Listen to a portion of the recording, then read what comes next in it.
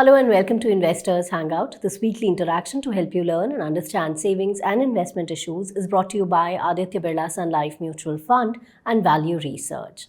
Now, every parent wants to give their child the best opportunities in life, and for that, they have to plan very meticulously. The financial planning has to be in place for their education, for their wedding, maybe. So, in today's episode, let's learn from Dhirendra how to invest for your child's future. Welcome, Dhirendra. Thank you. Now, what happens is that many parents struggle with investing for their child's future and, choosing the right investment vehicle for that. So, what would you suggest? What would be better? What would be a better instrument to invest for the long term? The one is that, there should be a framework to prepare for it. It's important because there are many things which are, which you will be faced with. There'll be an option. And if you're not prepared, then the child will be deprived of an opportunity. Mm-hmm. But then the options are very variable. You can have a graduation which can be had, a high quality graduation in Delhi can be had for 5,000 rupees a year. Mm.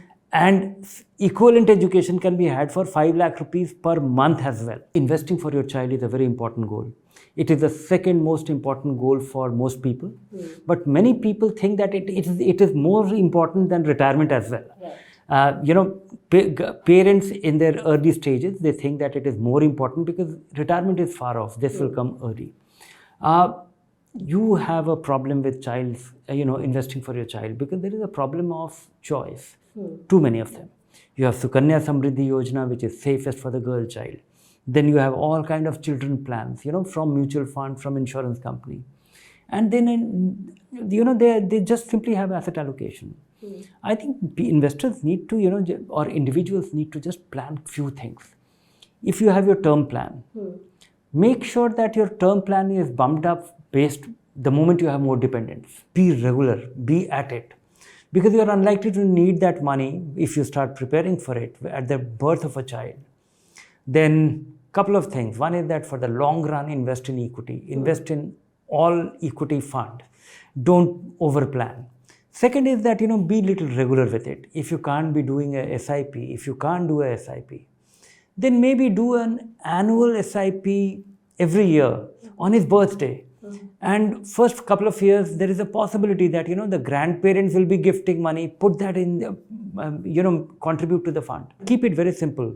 The parents should keep it in their name and, keep investing, because many a times that also becomes a barrier, that also becomes a friction, that also becomes a deterrent.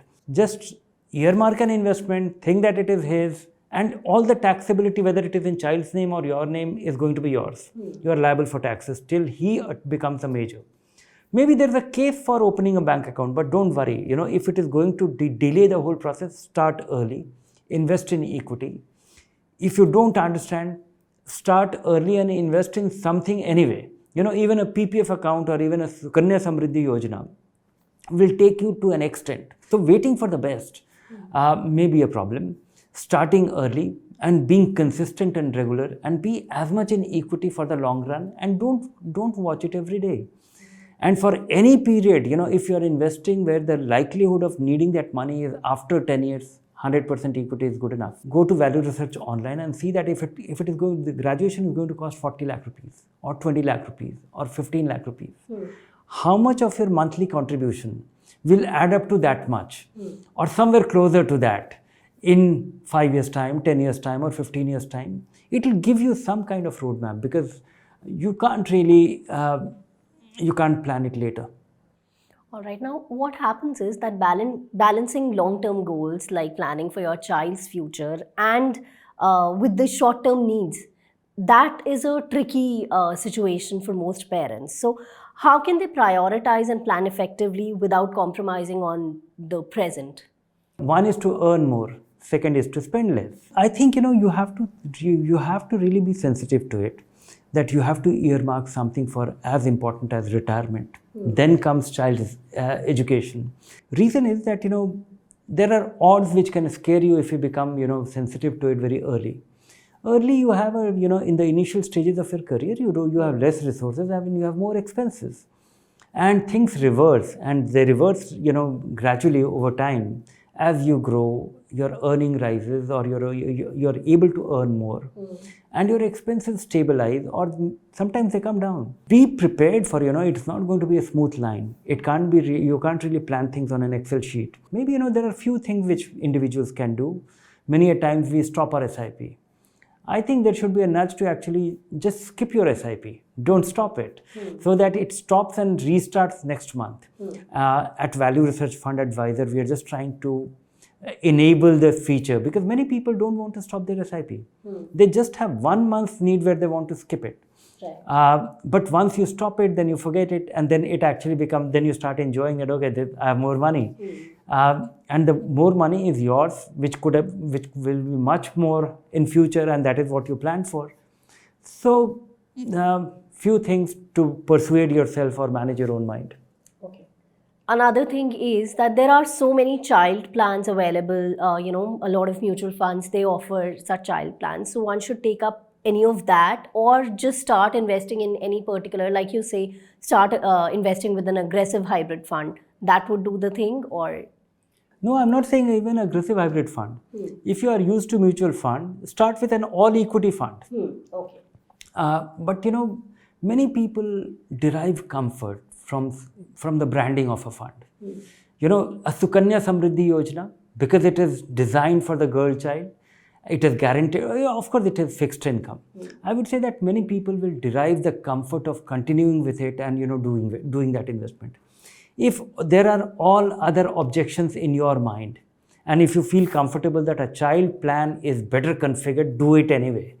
But logically thinking, objectively thinking about it, I would say that for any 10-year period, equity fund, an all equity fund is good enough. Next comes, as you get closer to the goal, start preparing so that on the last, when you need the money, you should not be entirely dependent on the market. All right, now we have a viewer's question, which is somewhat related to what we were talking right now. Vijay says he has a mutual fund investment of 3 crore rupees, which he's built through SIPs over the years. Now, he needs the fund for his elder son's education for 30 lakhs in June 2025. He has already redeemed 30 lakh rupees. He invests 2 lakh rupees per month in an SIP. So, should he redeem 30 lakhs after 6 months, or pause his SIP for 6 months and redeem the remaining amount for tax benefits? With 3 crore, it is hardly a problem. His annual contribution by way of SIP is 24 lakh rupees. Right. So I think, the simplest thing he should do to save on taxes, because the moment he is realizing his money from the equity, he will be liable to pay taxes on the long-term gains, the money which he has invested, because he will be redeeming based on the first in, first out principle. His oldest investment will be redeemed first. And based on the appreciation, all his appreciation that on his investments before 1st of March 2018 is tax exempt. The gains on those investments after that period is liable for taxes. 1 year older investment is subject to 12.5% tax. The more recent investments within 1 year will be liable for 20% tax. So to avoid that, I think he should carry on with that. 24 lakh. If he puts money, if you start doing your SIP of 2 lakh rupees in a short-term debt fund, and that money is completely insulated from equity market risk. The whole idea of preparing beforehand is to make sure that you are not faced, there is a calamity in the market, and stock market is very prone to frequent calamity. That is when, your child's education will get disrupted. So just be ready with it, and you are redeeming on one hand and you are investing on other hand. So stop this. Start doing your SIP in a debt fund and take that money out when you need it. Well, that's all we have for you in today's episode. Keep watching this space for more information. If you like the show, do subscribe to our YouTube channel. Take care. Bye for now.